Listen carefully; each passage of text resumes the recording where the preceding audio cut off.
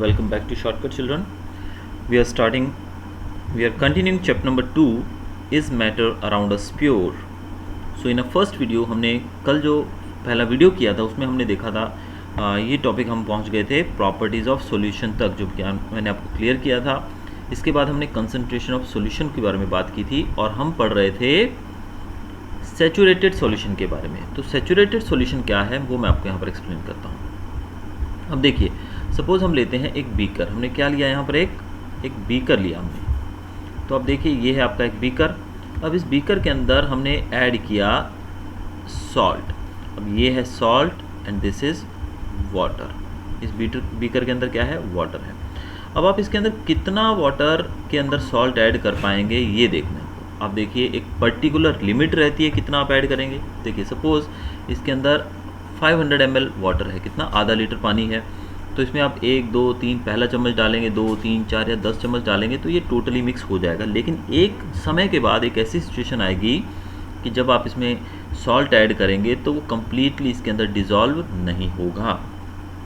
तो यानी कि जब कोई सॉल्यूशन, जब इस सॉल्वेंट के अंदर हम सोल्यूट ऐड करते हैं तो जब इसके अंदर और ज़्यादा सोल्यूट ऐड ना हो उस सिचुएशन में हम इस सॉल्यूशन को कह सकते हैं सैचुरेटेड सॉल्यूशन। यानी कि इसमें कितना नमक ऐड होना चाहिए उतना इसने ऐड कर लिया है, अब उससे ज़्यादा ऐड होने की इसके पास गुंजाइश नहीं है। तो इस तरह के सॉल्यूशंस को हम क्या कहते हैं, saturated solution. The amount of solute present in the saturated solution at this temperature is called its solubility. अब जो इसके अंदर कितना हमने ऐड कर दिया था, कितना हमने नमक इसमें ऐड कर दिया था, उसको कहा जाता है इसकी सॉल्युबिलिटी। क्या कहते हैं इस सैचुरेटेड सॉल्यूशन की, सॉल्युबिलिटी। तो आपको ये चीज़ याद रखनी है कि सैचुरेटेड सॉल्यूशन किसे कहते हैं, ऐसा सॉल्यूशन जिसके अंदर हम क्या करते हैं, ऐड करते हैं कोई भी सॉल्यूट, भले वो नमक हो गया, चीनी हो गई, कुछ भी। तो एक पर्टिकुलर लिमिट तक वो उसमें ऐड होगा और उसके बाद और ऐड नहीं होएगा। तो जब उसके अंदर और ऐड होना बंद हो जाए तो समझ लो वो सॉल्यूशन क्या बन गया है, सैचुरेटेड सॉल्यूशन बन गया है।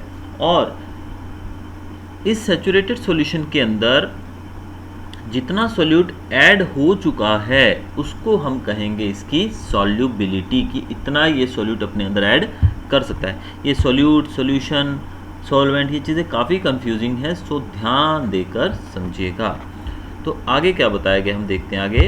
आगे दिया गया है, if the amount of solute contained in a solution is less than the saturation level it is called unsaturated solution. Suppose हमने आधा लीटर पानी लिया था और उसके अंदर 10 चम्मच या फिर हम आधे लीटर पानी के अंदर 100 ग्राम नमक ऐड कर सकते हैं, वो आराम से घुल जाएगा। लेकिन 100 ग्राम के बाद सपोज आपने 101 ग्राम ऐड किया तो 1 ग्राम जो है एक्स्ट्रा वो उसमें पूरे तरीके से नहीं घुलेगा।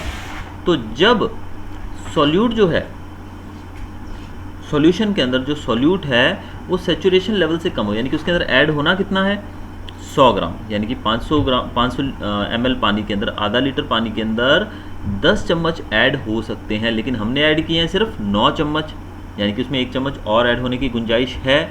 तो ऐसे सॉल्यूशंस को कि जब उसके अंदर और गुंजाइश हो सॉल्यूट के ऐड होने की, हम कहते हैं अनसैचुरेटेड सॉल्यूशन। तो सैचुरेटेड का मतलब ऊपर आपने समझा, सैचुरेटेड मतलब कि जब उसके अंदर 10 के 10 चम्मच हमने डाल दिए, अब और चम्मच नमक डालने की गुंजाइश नहीं बची है, तो इसको हम कहते हैं सैचुरेटेड सॉल्यूशन। लेकिन और इसको बोलते हैं उसकी सॉल्युबिलिटी भी, कि 10 चम्मच या 100 ग्राम उसके अंदर गया तो इसको बोलते हैं उसकी सॉल्युबिलिटी। लेकिन हमने उसमें 10 चम्मच की बजाय सिर्फ 9 चम्मच ऐड किए तो इस सॉल्यूशन को हम कहेंगे अनसैचुरेटेड, क्योंकि इसके अंदर अभी और भी कैपेबिलिटी है ऐड करने की। What would happen if you were to take a saturated solution at a certain temperature and cool it slowly? We can infer from the above activity that different substances in a given solvent have different solubilities at the same temperature. अब ये बात तो सही है कि अब जितना sugar add करेंगे आप, क्या उतना ही नमक ऐड होगा? नहीं, यानी कि हर एक चीज़ जो है, हर एक सोल्यूट जो है उसकी पानी के अंदर मिक्स होने की कैपेबिलिटी अलग अलग है सेम टेम्परेचर। सब समझो आपने एक नॉर्मल पानी लिया, वही ग्लास आपने 2 ग्लास भरे, उसके एक में नमक ऐड किया, एक में चीनी ऐड की, क्या दोनों सेम ही ऐड होंगे? क्या उसमें 10 चम्मच नमक और 10 चम्मच चीनी ऐड होंगे? नहीं, हो सकता है नमक ज़्यादा ऐड हो और चीनी कम ऐड हो, ऐसा भी हो सकता है नमक कम ऐड हो, चीनी ज़्यादा ऐड हो, तो ये अलग अलग रहता है। The concentration of a solution is the amount of solute present in a given amount of solution. अब किसी सॉल्यूशन की हम कंसंट्रेशन, अब ये वर्ड जो आप देख रहे हैं कंसंट्रेशन किसे कहा जाता है? कंसंट्रेशन कहा जाता है किसी सॉल्यूशन के अंदर कितना सोल्यूट प्रेजेंट है। यानी कि आपने सपोज 1 लीटर सॉल्यूशन लिया, 1 लीटर पानी लिया, उसके अंदर हमने 100 ग्राम नमक डाल दिया था, यानी कि सॉल्यूशन यानी कि जो हमारा अमाउंट है वो फिक्स है। हमने पानी कितना लिया था? 1 लीटर, और उसमें सोल्यूट कितना ऐड किया? हमने ऐड किया उसके अंदर 100 ग्राम। तो 100 ग्राम सोल्यूट इसके अंदर ऐड किया गया है, यानी कि वॉल्यूम जो है सॉल्यूशन की वो भी फिक्स है और सोल्यूट उसके अंदर कितना प्रेजेंट है वो भी हमको पता है। तो इस सॉल्यूशन को हम बोलेंगे concentration of the solution is the amount of solute present in a given amount of solution. हमें 1 लीटर पानी के अंदर कितना नमक एडेड है, तो नमक कितना एडेड है उसको उसका कंसंट्रेशन कहते हैं। क्या कहते हैं उसको? उसका concentration. There are various ways of expressing the concentration of a solution. अब सॉल्यूशन की कंसंट्रेशन बताने के काफ़ी सारे तरीके होते हैं और अब हम पढ़ने वाले हैं उनमें से 3 मेथड्स के बारे में। पहला देखिए, mass by mass percentage of solution. पहला मेथड है mass by mass percentage of solution. इसमें क्या होता है? सोल्यूट, कितना सोल्यूट एडेड है वो ऊपर आएगा, पूरे सॉल्यूशन का मास कितना है वो नीचे आएगा, मल्टीप्लाई बाय 100। तो इस फॉर्मूले से आप जो निकालेंगे that will be known as the mass percentage of a solution. दूसरा है mass by volume percentage of a solution. इसमें ऊपर मास ऑफ सोल्यूट, नीचे वॉल्यूम। देखिए यहाँ पर दोनों में डिफरेंस क्या है, आप आसानी से देख सकते हैं कि मास ऑफ सोल्यूट ऊपर है और मल्टीप्लाई बाय 100 है, लेकिन जब हमने मास परसेंटेज ऑफ सॉल्यूशन लिया तो नीचे मास ऑफ सॉल्यूशन आएगा। लेकिन जब हमने वॉल्यूम परसेंटेज लिया, मास by volume percentage of solution, volume लिया तो नीचे वॉल्यूम आएगा और इंटू 100, और volume by volume percentage of solution. अब ये तीसरा मेथड है volume by volume percentage of solution. इसमें ऊपर भी सॉल्यूट की वॉल्यूम आएगी और नीचे सॉल्यूशन की वॉल्यूम आएगी इंटू 100। तो इस प्रकार से 3 मेथड्स के द्वारा आप सॉल्यूशन जो है उसकी कंसंट्रेशन को फाइंड आउट कर सकते हैं। अब इसका एक बहुत ही सिंपल सा हमारे सामने एक न्यूमेरिकल दिया गया जिसको हम करेंगे यहाँ पर। A solution contains 40 gram of common salt in 320 gram of water. 320 ग्राम पानी के अंदर 40 ग्राम कॉमन सॉल्ट है। इसके द्वारा आपको समझ आ जाएगा कि व्हाट इज़ कंसंट्रेशन। तो देखिए सॉल्यूशन के अंदर 40 ग्राम नमक है और पानी कितना है? 320 ग्राम। यानी कि एक सॉल्यूशन है जिसके अंदर 320 ग्राम पानी है और 40 ग्राम उसमें कॉमन सॉल्ट है। Calculate the concentration in terms of mass by mass percentage. अब हमने क्या ढूंढना है, कौन सा method? Mass by mass percentage. तो पहले मास ऑफ सोल्यूट कितना है? 40, मास ऑफ सॉल्वेंट 320 ग्राम, तो हमने लिख लिया। अब हम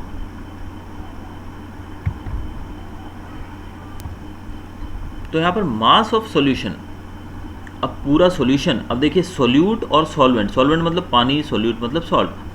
अब जो सॉल्यूशन है वो इन दोनों को मिलाकर ही बनेगा ना, तो सॉल्यूशन का मास कितना हो गया? 320 ग्राम पानी था और 40 ग्राम सॉल्यूशन इसका सॉल्यूट का था, तो टोटल हो गया 360 ग्राम। क्योंकि इन दोनों को प्लस तो करना पड़ेगा ना, कितना नमक ऐड किया और कितना हमने सॉल्वेंट था उसके अंदर, दोनों को ऐड किया, 360 ग्राम हो गया। हम मास परसेंटेज सॉल्यूशन का निकालेंगे तो उसका फॉर्मूला क्या है? मास ऑफ सोल्यूट जो कि हमारा 40 यहाँ पे, और मास ऑफ सॉल्यूशन, सॉल्यूशन का मास कितना है? 360, तो 40/360 इंटू 100। अब आप इसको सॉल्व करेंगे तो आपका आंसर आएगा 11.1%। तो ये है हमारा कंसंट्रेशन ऑफ दिस सॉल्यूशन। इस सॉल्यूशन का कंसंट्रेशन यहाँ पर हमारे सामने मिल गया। तो चलिए अब आगे चलते हैं। What is a suspension? Suspension किसे कहते हैं? बेटा इतना non-homogeneous systems like those obtained by group C in activity 2.2 in which solids are dispersed in liquid are called suspensions. A suspension is a heterogeneous mixture in which the solute particles do not dissolve but remain suspended throughout the bulk of the medium. Particles of a suspension are visible by the naked eye. अब ये suspension पढ़ने से पहले मैं आपको एक example दूंगा। आपके घर में या अड़ोस पड़ोस कोई छोटा बच्चा हो या फैमिली में छोटा बच्चा हो तो आपने देखा होगा कि उनको जब वो बीमार पड़ते हैं, खासकर जो सर्दी की मेडिसिन आती है, सर्दी ज़ुकाम की, वो काफ़ी गाढ़ी होती है। अगर आपने कभी नोटिस किया हो तो वो जो दवा रहती है उसके ऊपर ये शब्द लिखा होता है। क्या लिखा होता है?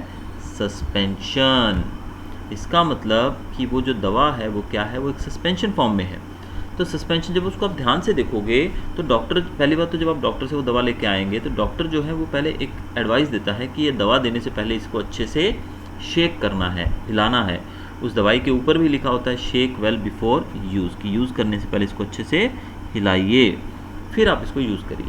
अब हिलाने का मतलब क्या होता है, क्यों हिलाएं उसको भाई? एक्चुअल में वो जो दवा रहती है उस दवा के अंदर क्या होता है, अब आप देखिए, ये जैसे हमारा सॉल्यूशन, पूरा सॉल्यूशन है। अब सस्पेंशन में क्या होता है कि जो ऊपर ऊपर जो है वो लिक्विड, जो हल्का लिक्विड होता है वो ऊपर ऊपर आ जाता है और जो उसके अंदर पार्टिकल्स होते हैं वो नीचे बैठ जाते हैं। अब जो दवा का टोटल मिक्सचर है वो तो पूरा मिलना चाहिए ना, लेकिन जो दवाई के पार्टिकल्स वो नीचे बैठ गए हैं। तो जब इसको हिलाएंगे तो ये पार्टिकल्स जो हैं ये पूरे सॉल्यूशन के अंदर इक्वली मिक्सअप हो जाएंगे। इसीलिए डॉक्टर आपको कहता है कि शेक वेल बिफोर यूज़, उसको यूज़ करने से पहले अच्छे से शेक करिए। तो अब सस्पेंशन हम किसको कहते हैं? सस्पेंशन मतलब एक ऐसा हेट्रोजीनियस मिक्सचर, हेट्रोजीनियस मतलब जिसका इक्वली पूरी जगह पर, पूरे सॉल्यूशन के अंदर वो इक्वली डिस्ट्रीब्यूटेड नहीं होता है। तो एक हेट्रोजीनियस मिक्सचर है जिसके अंदर सॉल्यूट पार्टिकल्स जो होते हैं दे डू नॉट डिजॉल्व, वो पूरे तरीके से उसके अंदर डिजॉल्व नहीं होते। क्या डिजॉल्व नहीं होते? सॉल्यूट पार्टिकल्स अच्छे से डिजॉल्व नहीं होते हैं। जैसे कि नमक ऐड कर दोगे पानी में तो वैसे वो डिजॉल्व नहीं होते हैं, लेकिन वो उसके अंदर सस्पेंडेड रहते हैं, यानी कि उसके अंदर घूमते रहते हैं इस मीडियम के अंदर। और इनको, इन पार्टिकल्स को आप आराम से देख सकते हो। जब आप उस दवाई की शीशे को ऊपर करके देखोगे ना थोड़ा उजाले में, आप उसको थोड़ी देर रख दीजिए और सामने फिर उसको उजाले में करके देखेंगे तो आपको ऊपर ऊपर वाटर दिखाई देगा, वाटर मतलब लिक्विड दिखाई देगा, और नीचे नीचे वो दवाई के जो हार्ड पार्ट्स होते हैं, पार्टिकल्स होते हैं, वो नीचे बैठे हुए दिखाई देंगे। और जब आप उसको चम्मच में डाल के उस बच्चे को देने लगेंगे, चम्मच में डालेंगे, तब आपको उसके अंदर पार्टिकल्स जो हैं अलग अलग दिखाई देंगे, यानी कि इनको आप आसानी से देख सकते हो। तो ये होता है सस्पेंशन। अब सस्पेंशन की प्रॉपर्टीज़ की बात करें तो पहली प्रॉपर्टी सस्पेंशन की होती है कि ये हेट्रोजीनियस है। कैसा है ये? हेट्रोजीनियस। और दूसरा, इसके पार्टिकल्स को आप नेकेड आई से देख सकते हो आसानी से। और the particles of A suspension scatter a beam of light passing through it and make its path visible. अब इसके जो पार्टिकल्स होते हैं वो क्या करते हैं? स्कैटर करते हैं बीम ऑफ लाइट। अगर इसमें से लाइट पास की जाएगी तो बीम ऑफ लाइट जो है उसको ये स्कैटर करते हैं और पाथ को, यानी कि लाइट के रास्ते को ये विजिबल बनाते हैं, हमें लाइट उसमें से पास होती दिखाई देती है।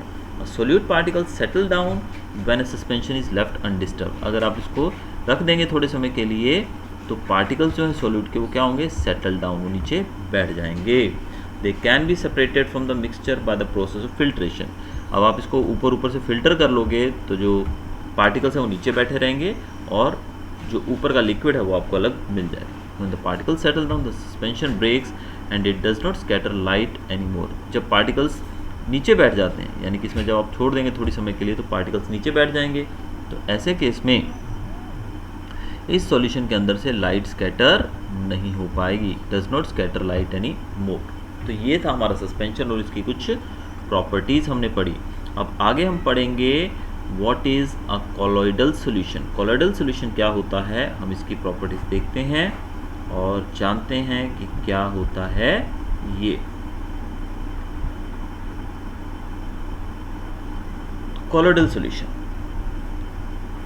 The mixture obtained by group D in activity 2.2 is called colloid or colloidal solution. The particles of a colloid are uniformly spread throughout the solution due to the relatively smaller size of particles as compared to that of suspension. The mixture appears to be homogeneous, but actually a colloidal solution is heterogeneous mixture. For example, milk.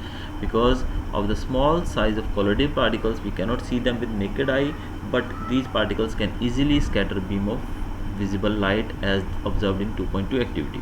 The scattering of a beam of light is called the Tyndall effect, after the name of scientist who discovered this effect, Tyndall. Tyndall effect can also be observed when a fine beam of light enters a room through a small hole. This happens due to the scattering of light by the particles of dust and smoke in the air. Now here you see the figure. Solution of copper sulfate does not show Tyndall effect. Mixture of water and milk show Tyndall effect. अब पहले तो हम देखेंगे कि what is colloidal solution. Colloidal solution क्या है, colloidal solution किसे कहा जाता है। अब आपको बताया जाए कि जैसे हमने सस्पेंशन को देखा तो ये भी ऐसे सस्पेंशन की तरह ही होता है, लेकिन इसके जो पार्टिकल्स होते हैं वो कैसे होते हैं, स्मॉल साइज़ के होते हैं। यानी कि सस्पेंशन के पार्टिकल थोड़े बड़े होते हैं और कोलोइडल सॉल्यूशन जो है उसके पार्टिकल्स कैसे होते हैं, बहुत ही छोटे होते हैं और ये यूनिफॉर्मली स्प्रेड होते हैं थ्रू आउट द सॉल्यूशन। ये पूरे सॉल्यूशन के अंदर इक्वली स्प्रेड होते हैं, लेकिन हमने देखा था कि सस्पेंशन में वो इक्वली स्प्रेड नहीं होते हैं, वो नीचे बैठ जाते हैं थोड़ा समय छोड़ने पे। लेकिन कोलोइडल सॉल्यूशन के जो पार्टिकल्स हैं वो पूरे में इक्वली स्प्रेड होते हैं और उनका साइज़ बहुत छोटे होता है। और ये जो मिक्सचर है ये हमको देखने में लगता है होमोजीनियस, यानी कि जब आप कोलोइडल सॉल्यूशन को देखेंगे तो ऐसा लगेगा ये तो होमोजीनियस, यानी कि पूरे सॉल्यूशन के अंदर पार्टिकल्स इक्वली डिस्ट्रीब्यूटेड होंगे और इन पार्टिकल्स को आप नंगी आंखों से भी नहीं देख पाएंगे, तो आपको लगेगा कि ये पूरा होमोजीनियस मिक्सचर है। लेकिन एक्चुअल में कोलोइडल सॉल्यूशन कैसा होता है, हेट्रोजीनियस मिक्सचर होता है। इसका एग्जांपल अगर लें हम तो मिल्क, दूध आप जानते हैं ना, तो दूध को हम कोलोइडल सॉल्यूशन कहते हैं क्योंकि दूध जो है वो एक्चुअल में एक कोलोइडल सॉल्यूशन है, एक हेट्रोजीनियस मिक्सचर है, लेकिन उसके पार्टिकल्स इतने छोटे छोटे होते हैं कि उनको हम नंगी आंखों से नहीं देख सकते हैं। तो ये कोलोइडल सॉल्यूशन जो है वो एक हेट्रोजीनियस मिक्सचर। इसका पता कैसे लगता है, क्योंकि ये बीम ऑफ लाइट को स्कैटर कर देता है, तो इसमें से लाइट स्कैटर होती है, इस कारण से हम पता लगा सकते हैं कि ये कोलोइडल सॉल्यूशन जो है ये हेट्रोजीनियस मिक्सचर है। और ये जो स्कैटरिंग ऑफ बीम होती है, बीम, लाइट की बीम, जब लाइट की एक बीम आती है, रोशनी आती है और वो स्कैटर हो जाती है, इसको कहा जाता है टिंडल इफेक्ट। कौन सा इफेक्ट, टिंडल इफेक्ट। ये जो साइंटिस्ट थे टिंडल, उन्होंने जिन्होंने इसको डिस्कवर किया था, ये उनके नाम के ऊपर इसको रखा गया है, टिंडल इफेक्ट। अब आपने देखा होगा एक बंद कमरा है जिसके अंदर दूर से धूप जब पहली बार आती है, एक रूम है जिसके अंदर कहीं से भी छोटा सा होल है और वहाँ से धूप आ रही है, और वो जो धूप आ रही है उसके अंदर आप क्या देखोगे, उसके अंदर आपको डस्ट पार्टिकल्स, स्मोक, हवा के अंदर जो भी डस्ट है वो उसके अंदर झूलता हुआ दिखाई देगा। तो ये भी एक तरह से टिंडल इफेक्ट का ही एग्जांपल है। आप यहाँ पर एक फिगर देख सकते हैं, ये जो ए सॉल्यूशन है इसमें है कॉपर सल्फेट का सॉल्यूशन। किसका सॉल्यूशन है, कॉपर सल्फेट सॉल्यूशन है। इसमें से लाइट पास हो रही है, हो तो रही है लेकिन हमें दिखाई नहीं दे रहा है लाइट का रास्ता। लेकिन दूसरा जो है वो वाटर और मिल्क का है। किसका है, वाटर एंड मिल्क। अब इसमें से आपको लाइट पास होती दिखाई दे रही है, यानी कि पाथ ऑफ लाइट यहाँ पर विजिबल है, लेकिन इसमें नहीं है। तो ये सॉल्यूशन जो है मिल्क और वाटर का, यानी कि एक हेट्रोजीनियस मिक्सचर है और इसको हम कोलोइडल सॉल्यूशन भी कहेंगे। ये विजिबल पाथ दिखाता है हमको लाइट का।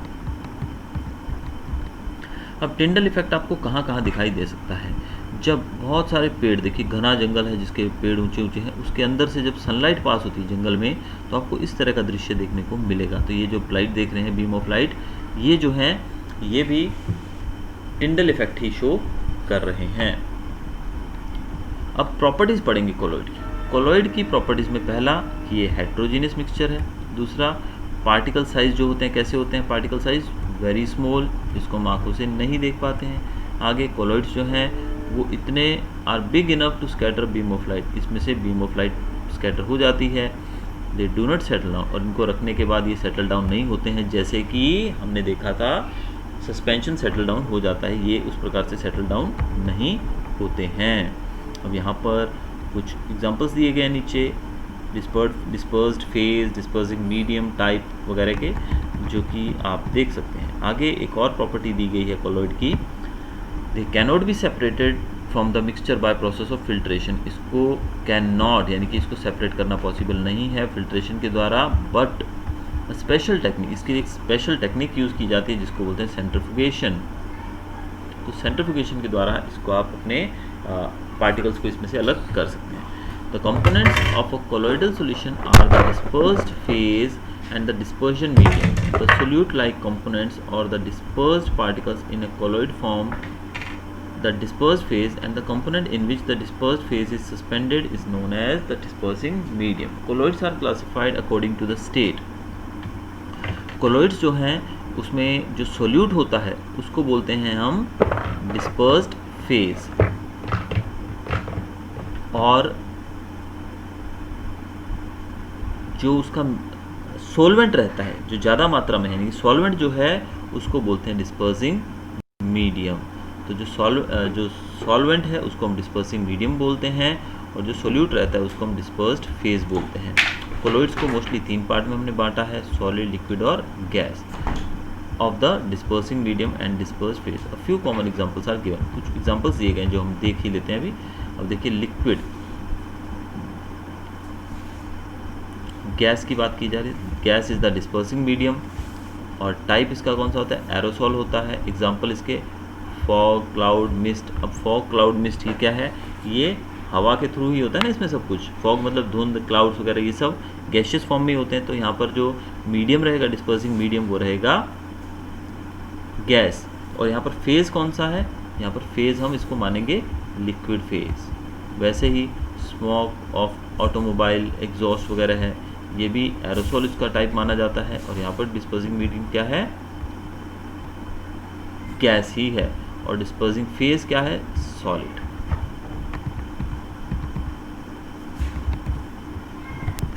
तो हम अगर बात करें फिर से डिस्पर्स फेज और डिस्पर्स मीडियम की, तो डिस्पर्स फेज यानी कि जो कंपोनेंट्स जो कि काफ़ी कम मात्रा में, प्रोपोर्शन में, यानी कि कम मात्रा में पाए जाते हैं, कम प्रोपोर्शन में, उसको बोलते हैं डिस्पर्स्ड फेज।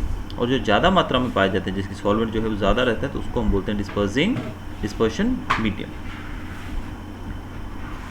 अब आगे चलते हैं हम अपने अगले टॉपिक की तरफ, separating the components of a mixture. अब मिक्सचर के कंपोनेंट्स को हम सेपरेट कैसे कर सकते हैं।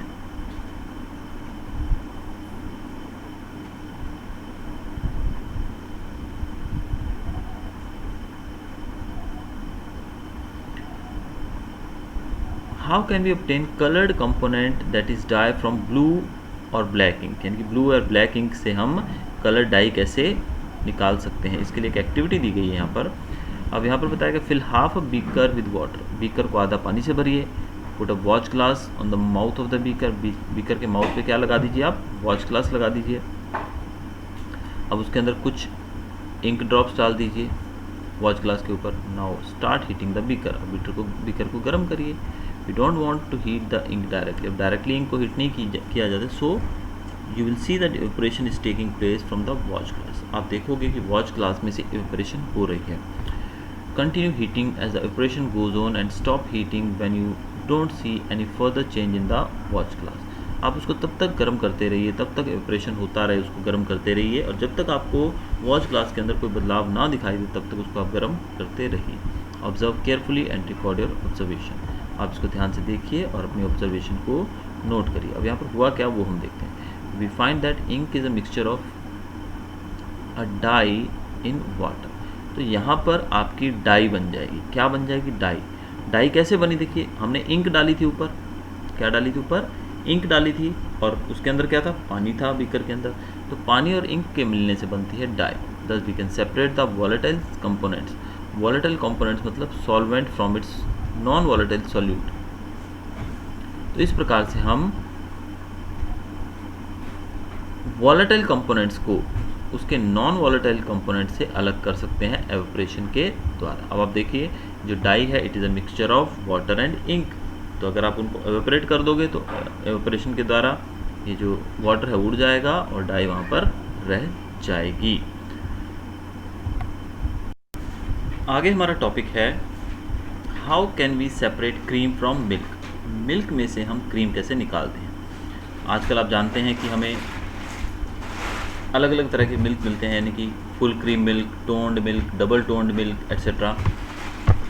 फिर पॉलीपैक्स आते हैं, टेट्रा पैक्स आते हैं मार्केट के अंदर। तो ये क्या चीज़ हैं, इसको हमें पता लगेगा आगे। Take some full cream milk in a test tube, centrifuge it by using a centrifuging machine for 2 minutes. If a centrifuging machine is not available in the school, you can do this activity at home by using a milk churner used in kitchen. If you have a milk dairy nearby, visit and ask how they separate cream from milk and how they make cheese or paneer from the milk. अब इसके लिए क्या होता है, full cream milk लीजिए normal जो आता है, उसको अगर आप सेंट्रीफ्यूगिंग मशीन में 2 मिनट के लिए सेंट्रीफ्यूज करेंगे तो उसमें से क्रीम अलग हो जाएगी। या फिर आप जो मथनी होती है घरों में हम लोग यूज़ करते हैं, उसका भी यूज़ कर सकते हैं, जिससे मक्खन वगैरह निकाला जाता है। या फिर अगर डेयरी है आजू बाजू तो उससे भी जाकर आप पूछ सकते हैं कि कैसे किया जाता है। Sometimes the solid particles in a liquid are very small and pass through a filter paper. कभी कभी सॉलिड पार्टिकल्स जो होते हैं वो लिक्विड के अंदर होते हैं और इतने छोटे होते हैं कि फिल्टर पेपर में से वो पास हो सकते हैं। For such particles the filtration techniques can not be use for separation. अब आप जानते हैं फिल्ट्रेशन टेक्निक मतलब आप छान कर उसको अलग कर सकते हैं उस पार्टिकल्स को जो कि बड़े पार्टिकल होते हैं जो फिल्टर पेपर में रह जाएं छन्नी में जैसे। लेकिन अगर बहुत ही फाइन पार्टिकल्स होंगे, बहुत ही छोटे छोटे होंगे, तो वो उसमें से पार हो जाएंगे, तो इनके लिए ये टेक्निक काम नहीं आती है। Such mixtures are separated by centrifugation. तो ऐसे मिक्सचर्स को अलग करने के लिए सेंट्रीफ्यूगेशन का यूज़ किया जाता है। इसका प्रिंसिपल क्या है, यानी कि ये काम कैसे करता है? The principle is that the denser particles are forced to bottom and the lighter particles stay at the top when they spun rapidly। इसका जो प्रिंसिपल है वो ये है कि जो गाढ़ी चीज़ें होती हैं, जो गाढ़ी डेंस जो होती हैं, वो नीचे चली जाती हैं और जो हल्के पार्टिकल्स होते हैं वो ऊपर आ जाते हैं। इसको रेगुलर आप स्पन करते हैं। मथनी याद है आपको, जैसे दूध से मक्खन बनाया जाता है, आप याद करिए किसी मूवी में ऐसे दिखाया, दोनों हाथ से एक लेडी पकड़ के मटके के अंदर ऐसे हिला रही है, एक रस्सी को खींच रही है एक तरफ। तो वो जो रहता है उसके द्वारा क्या होता है कि जो हार्ड पार्टिकल्स हैं, सॉलिड पार्टिकल्स यानी कि जो डेंस है, गाढ़ा है, वो नीचे हो जाता है और हल्के पार्टिकल्स ऊपर आ जाते हैं कंटिन्यूस मूवमेंट के कारण। अब इसके क्या क्या एप्लीकेशन कहाँ यूज़ होता है? इसका यूज़ होता है डायग्नोस्टिक लेबोरेटरी, यानी कि जो लेबोरेटरीज होती हैं जहाँ आप टेस्ट करवाने जाते हैं, ब्लड टेस्ट, यूरिन टेस्ट। तो ब्लड और यूरिन टेस्ट का काम करने में, टेस्ट करने में यहाँ पे मदद मिलती है सेंट्रीफ्यूगेशन के द्वारा। इसके अलावा डेयरीज़ के अंदर यूज़ किया जाता है बटर को क्रीम से अलग करने के लिए। Use in washing machine to squeeze out water from wet cloth. Washing machines के अंदर भी होता है, कपड़ों में से पानी निकालने के लिए। How can we separate a mixture of two immiscible liquids? Immiscible liquids कौन से होते हैं? जो एक दूसरे में मिक्स नहीं हो सकते हैं। उसके लिए बताया गया कैसे हम उसको अलग करेंगे। तो सबसे पहले the principle is that the miscible liquid separate out in layer depending on their densities. अब इसके लिए सिंपल सा एक एग्जांपल हम देखते हैं। जैसे कि हमने लिया कैरोसिन और वाटर, या फिर आप पेट्रोल और वाटर ले लीजिए, या फिर आप खाने वाला तेल ले लीजिए और वाटर ले लीजिए। तो आप देखिए तेल और पानी को, कैरोसिन और वाटर को आप मिक्स करोगे तो बिल्कुल भी मिक्स नहीं होंगे। आपको पानी के ऊपर ऊपर तेल तैरता हुआ दिखाई देगा, नीचे पानी और ऊपर तेल। तो जब वो दोनों हैं वो अलग अलग ही हैं, तो क्या किया जा सकता है, एक किसी भी ऐसे उसमें बीकर में आप इसको कलेक्ट कर लीजिए। देखिए ये भी कैरोसिन ऑयल है इसके अंदर और सेपरेटिंग फनल है ऊपर, ये है वाटर और कैरोसिन, ये दोनों अलग अलग है। देखिए ये ऊपर जो है ये कैरोसिन है और ये नीचे वाटर है, क्योंकि ये कैरोसिन और वाटर, ऑयल और वाटर कभी मिक्स नहीं होते हैं। वैसे में नीचे कॉक है, जब आप इसको खोलेंगे तो नीचे से पानी सारा नीचे आ जाएगा और जब पानी खत्म हो जाए तो उस टाइम कॉक को बंद कर दीजिए, तो ऊपर आपका कैरोसिन रह जाएगा और नीचे आपका वाटर आ जाएगा। तो ये है टेक्निक इमिसिबल लिक्विड्स को अलग करने की। अब हम बात करते हैं mixture of salt and camphor. Camphor और सॉल्ट के मिक्सचर को हम कैसे अलग करेंगे? कैम्फर जो है वो डायरेक्टली सॉलिड से गैस बन जाता है। कपूर जानते हैं ना आप, कपूर जो हम पूजा में यूज़ करते हैं मोस्टली, तो वो सॉलिड फॉर्म में होता है। जब उसको जलाते हैं तो डायरेक्ट गैस में बदल जाता है गर्म करने पे। So to separated such mixtures that contain sublimable volatile component from a non sublimable impurity, the sublimation process is use. तो इसको अलग करने के लिए हम यूज़ करते हैं कौन सा प्रोसेस? सब्लिमेशन। एग्जाम्पल लेते हैं, जैसे कि example solid which sublime are ammonium chloride, naphthalene and anthracene. अब ये मिक्सचर है, इसको कैसे अलग करेंगे? देखिए यहाँ पर ये एग्जांपल दिया गया। देखिए कैम्फर और सॉल्ट का सोल्यूशन है, इसको सब्लिमेशन कहते हैं। देखिए क्या किया गया है, यहाँ पर एक डिश ली गई है, चाइना डिश, इसके अंदर mixture of camphor and salt. यहाँ पर हम नीचे जो देख रहे हैं this is mixture of camphor and salt, इसमें कपूर और सॉल्ट का मिक्सचर है। यहाँ पर क्या किया जाएगा, ऊपर से इसको गर्म पैक कर दिया गया। देखिए ठीक है। अब नीचे से जब आग जलाई जाएगी तो क्या होगा, सॉलिडिफाइड कैम्फर, जो कैम्फर जो है इसमें से कपूर जो होगा वो यहाँ पर मिक्सचर में है। तो जब उसको आग मिलेगी, गर्म होगा, तो वो कपूर डायरेक्ट उससे, यानी कि पहले होता है सॉलिड से लिक्विड बनता है, लिक्विड से गैस बनती है, लेकिन यहाँ पर कपूर की एक कैम्फर जो है उसकी एक प्रॉपर्टी ये है कि वो डायरेक्टली सॉलिड से गैस बन जाता है। तो वैसे ही जब इसको गर्म करेंगे तो डायरेक्ट सॉलिड से गैस बन के ऊपर चला जाएगा, तो ऊपर उसके बाहर जाने की जगह तो है नहीं, तो थोड़ी देर के बाद वो ठंडा होकर यहाँ पर जम जाएगा साइड्स में। तो इस प्रोसेस को हम कहते हैं sublimation. Is the dye in black ink a single colour? Black ink के अंदर जो डाई होती है वो सिंगल कलर की होती है, यानी इसके बारे में क्या कहना है हमारा, देखते हैं हम।